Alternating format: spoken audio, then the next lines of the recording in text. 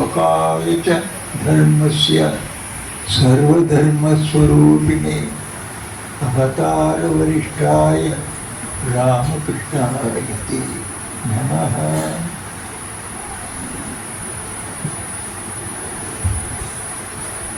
कालिंदी पुल्लकमले माधवेन क्रीडालता ब्रह्मानंद नमस्तुभ्यं सद्गुरु लोकनायका।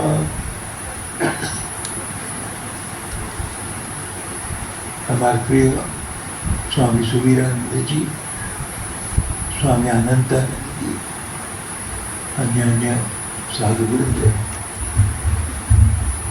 एवं हमारे प्रिय भक्तवृंद, आज के ये सुंदर सेलिब्रेशनটা উৎসবটা এখানে এটাতে ভাগ নেওয়ার সৌভাগ্য আমাকে ঠাকুর দিয়েছেন। আমার ভাগ্য, ওনার আশীর্বাদ। এই আজকে পুণ্যদিন, রথযাত্রার দিন, ये पुण्यतीर्थ शिखर कुलिंद्रालय परम पूजनीय स्वामी ब्रह्मानंद जी जन्मस्थान এখানে ওনার নামে এত বড় এটা উৎসব হচ্ছে। এখানে ভক্তদের ডাইনিং হল, থাকার জায়গা আর অতিথিশালা আর রাজা মহারাজের গুহটা रिनोवेशन और मंदिर और ये पूरा कैंपस का ही रिनोवेशन एक बोलते ना कि अभी जब सुवीरानंद जी बोल আমি এসেছিলাম এখানে, তখন অনেক প্ল্যান ছিল। অনন্তানন্দ স্বামী বললেন এগুলো সব করতে হবে, সবগুলো পুরানো হয়ে গেছে, কীরকম করবো বুঝতে পারছি না বলছিলেন। তারপরে 1 বছর 2 মাস হয়েছে, এখন এসে দেখছি তিনি যেও বলছিলেন পুরোটাই হয়ে গেছে। একটা ম্যাজিকের মতন, আল্লাদিন মতন করে এখানে ভালো তৈরি হওয়া, তার সাথে রেখে দেওয়া হয়ে গেছে। এরকম হচ্ছে এত সুন্দর। সব জায়গায় দেখছি নূতন বিল্ডিংয়ে ফেসলি আর নূতন বিল্ডিং উদ্ঘাটনই হলো। এসব তো যেমন সুবিধানন্দ বারবার বলেছেন, রাজা মহারাজের অঙ্গগুলো দেখছি। অনন্তানন্দ স্বামীকে আমি বললাম, দেখো তুমি রাজা মহারাজের জায়গায় তুমি একটা ছোট্ট প্ল্যান মনে রেখেছিলে, একটু গেস্ট হাউস একটা করবো, সাধারণ করবো বলছিলেন, কিন্তু তুমি ভুলে গেছিলে এটা রাজা মহারাজের জায়গা। রাজা মহারাজের কাছে কোনো ছোটো খাটো চলবে না, সব তো বিরাট কাণ্ড, যা করলেও রাজা মহারাজের বিরাট হয়ে যায়। মেড্রাসে যখন রাজা মহারাজ গিয়েছিলেন তখন দেখলেন ওখানে রামকৃষ্ণানন্দী একটা অরফানেজ, ওটা অনাথদের স্টুডেন্টদের একটা হস্টেল করা হয়েছিল। ওই তো 30-35 ছেলে ছিল, ওদের ওটা বাড়ি ছোটো হয়ে গেছে, এই জন্য একটা বড়ো বাড়ি করবো বলে ভেবেছি। টাকা পয়সাটা খুব কম আছে, সেজন্য সাধারণ একটা টাইল লাগিয়ে সাধারণ একটা ঘর করবো, এদের সবাই নিয়ে যাবো। এটা নিয়ে বলা হলো নাকি। রাজা মহারাজ শুনে বললেন, কি অনাথের শিশুগুলো সাধারণ নাকি, ওদের তুমি একটা টাইল হাউস রেখে দেবে? এ তো মহারাজদের সন্তানেরা। সত্যি মহারাজ আরম্ভ করেছেন তো আশ্রমটা, অনাথালয়টা, সেজন্য বলছেন এ তো মহারাজদের সব সন্তানেরা, এদের মহারাজদের মতন প্যালেসের মতন হবে, এত বড় বড় প্ল্যান করো। ওরা আপনি প্ল্যান করলো। আজকে তো আপনারা চেন্নাইয়ে যান, ওখানে দেখবেন ও স্টুডেন্ট সমের বাড়ি দেখলে ওটা সাধারণ বাড়ি মনে হবে না, গভর্নর হাউসের মতো মনে হবে। বিরাট বিরাট স্যারাসিনিক পিলার রয়েছে, রোমান পিলারগুলো ওর উপরে বাড়ি করেছে। সবাই দেখি এটা কি অনাথ আছেন, এটা এটা রাজা থাকবার মতো, এটা রাজা মহারাজ। ওটা জ্ঞান শেষ হলো, রাজা মহারাজ বলছেন, ওদের শেষ হয়ে যাওয়ার পরে কয়েকটা কথা ওর উদ্দেশ্যের সময় বলছেন, মুখ্য কথা একটা বলছেন, দেখো আমরা আমাদের রক্ত দিয়ে এগুলো সব তৈরি করছি লোকের সেবার জন্যে, নারায়ণের সেবার জন্যে, এটা কোনো রূপে অন্যথা ব্যবহার না হয়, কোনো শান্তিদের দ্বারা এটা ব্যবহার না হয়, এটা তোমরা দেখবে। এটা যে পারপাসে করা হচ্ছে শরণার্থীদের, কেউ অনার্থীদের, ওদেরই জন্য এটা পূর্ণ ব্যবহৃত হয়ে এটা বলেছিলেন। সেরকম রাজা মহারাজ যেখানে গেল ওটা বিরাট কাণ্ড হয়ে দাঁড়ায়, ছোট আমার কাছে চলতো না এরকম। আপনারা তো সবাই রাজা মহারাজ সম্বন্ধে জানেন, সেজন্যে বইতে আছে ওনার রিটার্নাল কম্প্যানিয়ন বই আছে, তারপরে ব্রহ্মানন্দ রিমিনিসেন্সেস স্মৃতি সব রয়েছে। সেই জন্যে ওদের মধ্যে যা লেখা আছে ওগুলো আমি বলতে যাব না, হয়তো ওটা লেখা হয়নি, কিন্তু আমরা ভালো জানি দক্ষিণেতে ঘটনাগুলো দেখতে ঘটেছে। ওর মধ্যে শুধু একটা ঘটনা বলে আমি শেষ করি। কেন শেষ করি? আপনাদের অত্যন্ত ইম্পর্টেন্ট একটা আইটেম আছে, ওটা দেড় করে অফিসে উচিত নয়। ওটা হচ্ছে প্রসাদ 12:30, এটা খুব ইম্পর্টেন্ট প্রোগ্রাম, ওটা দেরি করলে হবে না। সেই জন্যে একটা ঘটনা এটা শ্রী ব্রহ্মানন্দ স্বামী জীবনে দক্ষিণীতে যা হয়েছে ওটা আমি বলে শেষ করব। তার আগে ব্রহ্মানন্দ স্বামীজি যে ছেলে আশ্রমে 3 বার এসেছিলেন, 1908 একবার এসেছিলেন, তারপরে ওটা আবার 1916-17 এসেছিলেন, 1919-21 এসেছিলেন। 3 বার এসে প্রথম 1908-এ তখন তো যা বাড়ি একে রাখছি ও বাড়ি ছিল না, এখন যা রামকৃষ্ণ রয়েছে তো 1916-17 আর 19-20 তখন 2 বারে যে ঘরে উনি ছিলেন ও ঘরেতে আমি থাকি। ও ঘরেতে উনি দেখে কতগুলো ঘটনা হয়েছে। এক ঘটনা হয়েছে, উনি ওখানে ও ঘরেতে শুয়ে আছেন, ওর অ্যাটাচ একটা বিরাট হল আছে, হলের মাঝখানে ওনার ঘর আর হলের মাঝখানে একটা পর্দা আছে, দরজা আছে। ওখানে একটা কোনো ফাংশনেতে যে অনাথ আশ্রম যার সম্বন্ধে বলছিলাম, ও অনাথ আশ্রমে ওই ছেলেগুলো কৃষ্ণলীলা ড্রামা করেছে। ও কৃষ্ণলীলা ড্রামা করার পরে ওর ছেলেটি যা কৃষ্ণ সেজেছে অত্যন্ত সুন্দর পাঠ করেছে, আর দেখতেও তো সুন্দর। ভোর হয়েছে তখনকার দিনে, রাত্রেবেলা সারা রাত গান নাটক হতো, সারা রাত নাটক হয়েছে। ভোরবেলা 5টা 5:30টার সময়ে ওকে আশ্রম নিয়ে এসেছে রাজা মহারাজকে দেখাবে ও ছেলেটিকে। ওরা রাজা মহারাজকে ডাকতে হবে, ও ছেলেটিকে এসে ও হলেতে ঢুকবে, ওখানে কারা করে তুমি দাঁড়াও, আমরা দিয়ে ডাকবো। অন্য ইন্ডিতে আছে রাজা মহারাজের ঘর, ওরা খাল করতে যাচ্ছে, এর মধ্যে রাজা মহারাজ উঠে গেছে। উঠে গিয়ে ভোর 5:30টার সময় ওর পর্দাটা ফাঁক করেছে, দেখছেন ছেলেটি দাঁড়িয়ে আছে। ও বিরাট হাল, ওখানে একটা 40 ফিট দূরে ও ছেলেটি দাঁড়িয়ে আছে, কৃষ্ণ চেটি এখানে দেখছেন। যেটি রাজা মহারাজ ভাবে চলে গেলেন, কৃষ্ণ কৃষ্ণ কৃষ্ণ কৃষ্ণ বলে হাত জোড়ালেন। তারপরে ওখানে 7টা আঙ্গুলি প্রণাম করলে সমাধিতে চলে গেলেন। তারপর ওনাকে উঠিয়ে নিয়ে ওই ঘরেতে ভিতরে রাখা হলো। 3 দিন ও সমাধি থেকে ভাবছেন।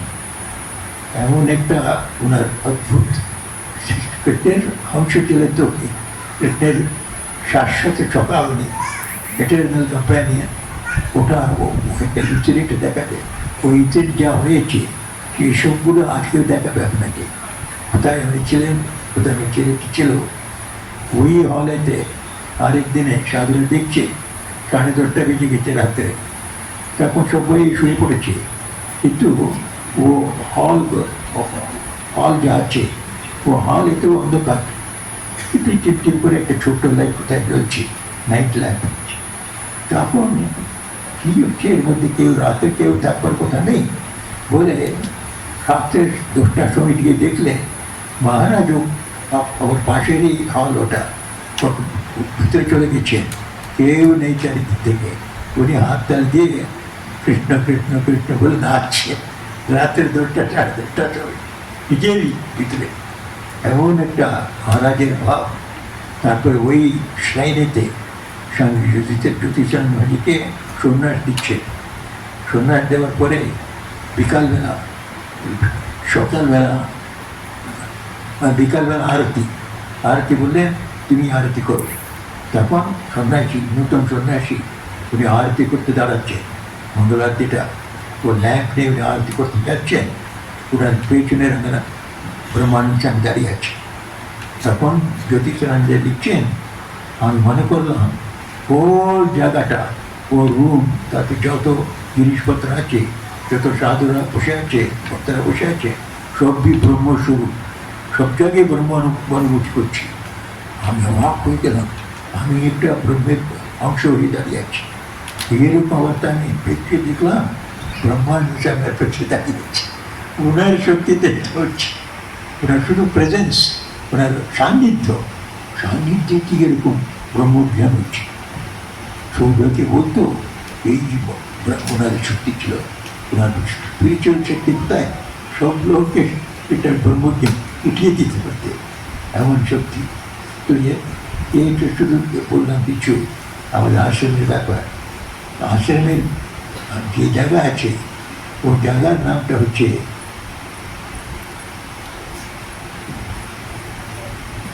অস্থি সরোবর বলে, অস্থি সরোবর মানটা কি, কেন হলো, ওখানে লোকে মরে গেলে ওরা বিরাট একটা সরোবর ছিল, যেখানে আজকাল আমাদের আছে আশ্রম, যেখানে মন্দির আছে, মন্দির পাশে সামনে একটা ডিসপেন্সারি আছে, ওসবগুলো সরোবর মধ্যে জায়গাটা, ওটা ভরাট করে ওটা এসেছে। তো ওটাকে তো আত্মিকুটে মানে অস্থি সরোবর, অস্থি যেটা এনে ফেলে দেওয়া হতো, দাহ কর্ম করে অস্থিটা নিয়ে গিয়ে ওই সরোবরে ফেলে দেওয়া হতো। তো ওর ওরা আত্মিকুটে নাম ছিল, আজকেও নাম আছে। ওটা আমরা পেয়ে গেছি ওই জায়গাটা। ও আত্মিকুটের একটা ইতিহাস আছে, যেটাতে জড়িত স্বামী ব্রহ্মানন্দজি। ওটা হচ্ছে খ্রিস্ট 800 AD। ওর সময় একজন মহাপুরুষ ছিলেন তামিলনাড়ুতে, শৈব সন্তক মহাপুরুষ। ওর নাম ছিল তিরুজ্ঞান সম্বন্ধ। অত্যন্ত বড় শৈব সেন্ট। ছোটবেলায় শঙ্করাচার্যের মতো ভগবানের দর্শন হয়েছিল, বিরাট পণ্ডিত ছিলেন। তো উনি বাইরে থেকে কোথায় আসছেন, 800 AD-তে উনি আসে ওই জায়গায় অস্থিতলের কাছে আসছে, যেখানে আমাদের এখন ডিসপেন্সারি আর আশ্রম আছে। সেখানে এসে দেখছেন একজন বাবা মা দাঁড়িয়ে কাঁদছি, হাতে কিছু রেখে দিয়ে। তখন উনি জিজ্ঞেস করলেন, কেন এখানে দাঁড়িয়ে আছেন, কী জন্য কাঁদছে? ওরা বলছে, আমাদের একই মেয়ে ছিল, 14-15 বছরের মেয়ে, ও আপনাকেই শিব মনে করে পুজো করতো রোজ, আপনাকে নিজের স্বামী বলে বরণ করে, ও নিজেকে পার্বতী বলে মনে করে আপনার পূজা করত। আর সকালে পূজার জন্যে ফুল আহরণ করতে গেছে, তখন সাপ কামড়িয়ে মরে গেছে। সকালে এসছে, তারপরে এখন কী করবো, আমরা ওকে দাহ কর্ম করে অস্থিটা হাতে রেখেছি, এখন ওটা গিয়ে সরোবরে ফেলতে এসেছি, সেই জন্যে আমরা কাঁদছি। তখন উনি বললেন, ফেলে দিন তাহলে, হাতে রেখে কী করবেন, ফেলে দিন। ওরা ফেলে দিল। ফেলে দেওয়ার পরে ও মহাপুরুষ বললেন, ও মেয়েটির নাম ছিল ফুমপাওয়ে। মহাপুরুষ ডাকলেন, ফুমপাওয়ে, এখানে এত শিব ভক্তরা এসেছে, আমিও এসেছি, আমরা সব শিবের গান করছি, শিবের এখন আনন্দ পাচ্ছি, তুমি আসবে না, আমাদের তো এই আনন্দের ভাগ নেবে না? ও মেয়েটি ভিতর থেকে পুরো উপর উঠে এসে গেল, যা অস্থির হয়েছে, চলা জ্বালিয়ে দেওয়া হয়েছে। ও সব শহরের থেকে উঠে একেবারে নতুন নেমে এসে গেল। যে একটা ইতিহাস হয়েছে, কিন্তু এটাকে গল্প বলে মনে করতে পারা, এইটা রিয়েলিতে হয়েছে। শিবপুরাণেতে গল্প আছে, দক্ষিণাতে শিবপুরাণ খুব প্রচলিত, তো শিবপুরাণে তো খুব ইতিহাস আছে। ওরা সবাই এটা কোনো একটা পুরাণের ঘটনা বলে মনে করছিল। কিন্তু ব্রহ্মানন্দ স্বামী যখন গেছেন, দ্যাট ইজ মেবি 1916-17-তে, তখন কিংবা 1908-এ, শেষে মেলার ছিলেন 1908-এ প্রথমবারে গেছেন ব্রহ্মানন্দ স্বামী একটা স্বপ্ন দেখলেন। সকালে উঠে শশী মহারাজকে বলছেন, আচ্ছা শশী, এখানে কোনো একটা ঘটনা ঘটেছে যেটাতে কেউ বর্ষ থেকে মানুষ এসছে।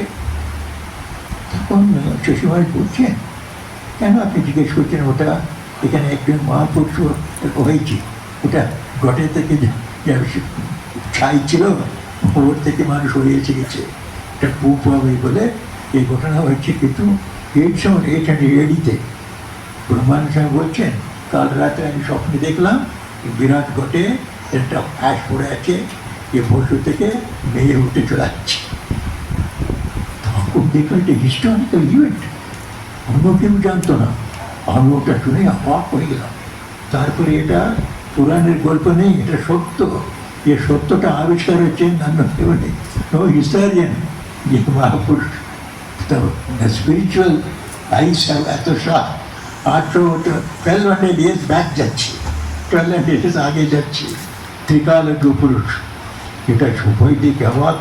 আমি এটা নিয়ে পত্রিকা দেখলাম, ও পত্রিকাটা দেখে হোল তামিলনাড়ু বিচলিত হয়ে গেল। আমরা এটা পুরাণ বলে মনে করেছিলাম, এটা হিস্টোরিক ইভেন্ট।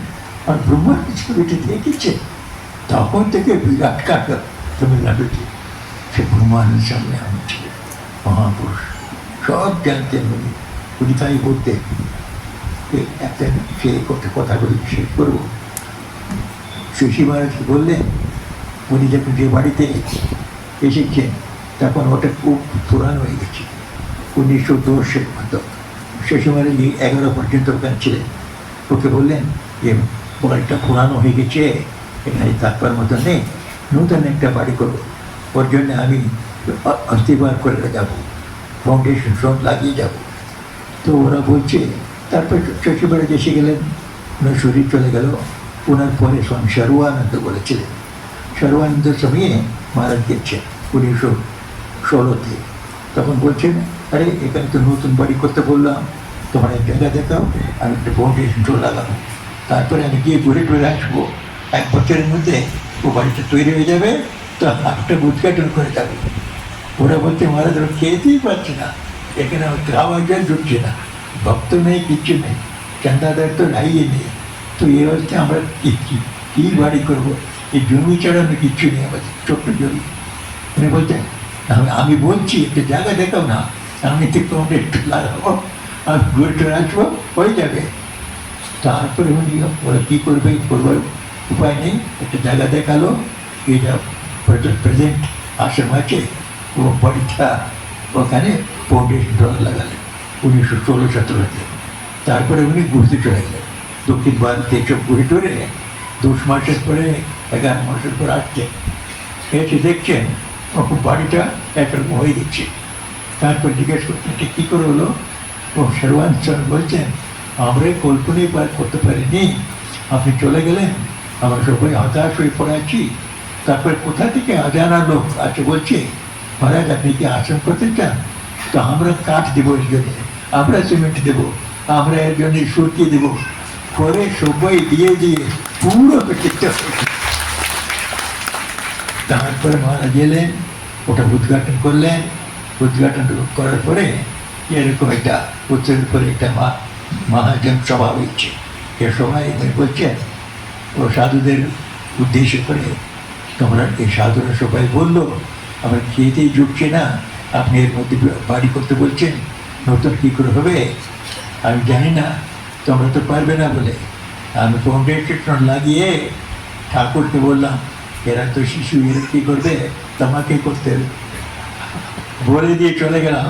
ও এইটাই হয়েছে। হয়ে হচ্ছে কাঠ নিচে আরেকজন এসে সিমেন্ট দিচ্ছে। ও বাড়িটা তো উনি করে দিলেন 1916-17। আজকে কি তারিখ 2024।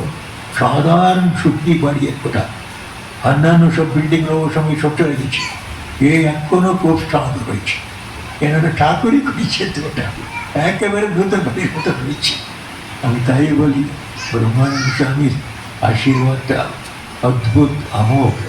তো আজকে আমরা ওই রকম মহাপুরুষের জায়গায় রয়েছি, আপনারা সবাই এটা অনুভূতি করবেন।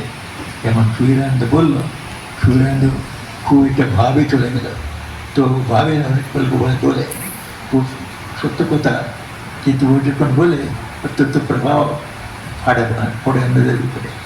আজকে ও বারে বলেছি মহারাজের আশীর্বাদটা অত্যন্ত অত্যন্ত পূজনীয়, পালন করার মতন। আজকে সেরকম মহাপুরুষের ভগবান শ্রীরামের মানস পুত্র, কৃষ্ণের অংশ, কৃষ্ণের শাশ্বত সভা, তারপরে আমার মহাদেব সংঘের প্রথম অধ্যক্ষ উনি আজকে পর্যন্ত অধ্যক্ষ। মহাপুরুষ মারা ওনার পরে 10 বছর অধ্যক্ষ ছিলেন, 12 বছর ছিলেন। ওনাকে জিজ্ঞেস করলে আপনি অধ্যক্ষ? আমি নেই, ওনার প্রতিনিধি আমি অধ্যক্ষ নেই। আর নিজেকে অধ্যক্ষ বলে মানতেন না। একবার লাটু মহারাজকে জয় দিচ্ছে কোনো কারণে, তো লাটু মহারাজ জিজ্ঞেস, মহারাজ একই আমি নাই। তো মহারাজ বললেন, মহারাজ মানে এমন একটা গৌরবের ব্যক্তি, সঙ্গের প্রতি। স্বামীজির পরে স্বামীজি মানে একই স্বামীজি, মহারাজ মানে একই মহারাজ, অটোমেটিক। সেরকম মহারাজের অত্যন্ত প্রিয় জায়গা ওনার জন্মস্থান। আর যেমন সুবীরানন্দ বলেছে, আমরা ওই পরম্পরাতে আসছি। ব্রহ্মানন্দ স্বামী, স্বামী শিশানন্দজি, ওর করে মাগনি, এরকম একটা পরম্পরা আছে। আর ঠাকুর, এরকম একটা পরম্পরা এখানে চলছে। অত্যন্ত আনন্দের কথা। এই উৎসবেতে যারা এসেছি, আমরা আসিনি, ওনার আমাদের উপরে আশীর্বাদ করে কৃপা করে ওরা আমাদের এনেছে। আমরা এই সুন্দর উৎসবেতে অংশগ্রহণ করতে পেরেছি। ঠাকুরের কৃপা এরকম আমাদের উপরে বর্ষণ করতে থাকুক। আমাদের সভ্যদের সকল রকমের মঙ্গল হোক। সেরকম ঠাকুর, মা স্বামীজি এবং মহারাজ আমাদের আশীর্বাদ করুন, এই প্রার্থনা করে আমার কথাটা শেষ করছি। জয় রামকৃষ্ণ। ওম শান্তি।